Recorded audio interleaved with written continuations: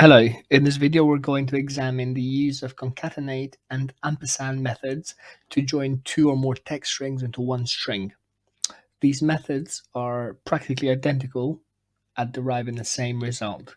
However, there is one slight difference, which is the concatenate method has a 255 string limit that Excel applies, whereas there's no such limit on ampersand, but in essence they both do the exact same thing.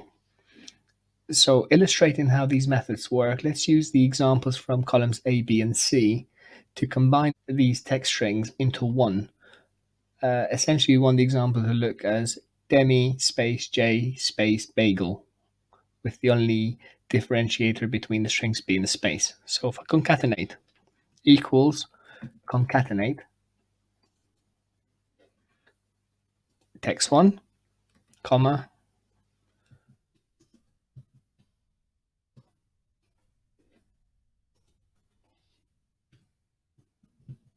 and C3. Oh, we need to create a space between the two. Enter. Result being demi space J bagel. We can apply the rest of rows with the same formula and result. So we drag that down and that's our result. We can replicate this exact same result by using the ampersand method. A3 and open parentheses, space, close parentheses, and we want B3 and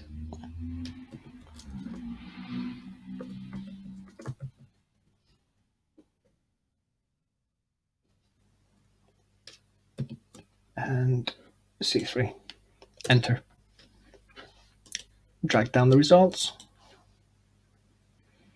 To do a test to see whether these results are the same, we can do equals D3 equals E3, and all the results should be true, which they are. So in terms of showing the formulas used, we can go to formulas and show formulas. These are the formulas used for both methods. Thanks for watching.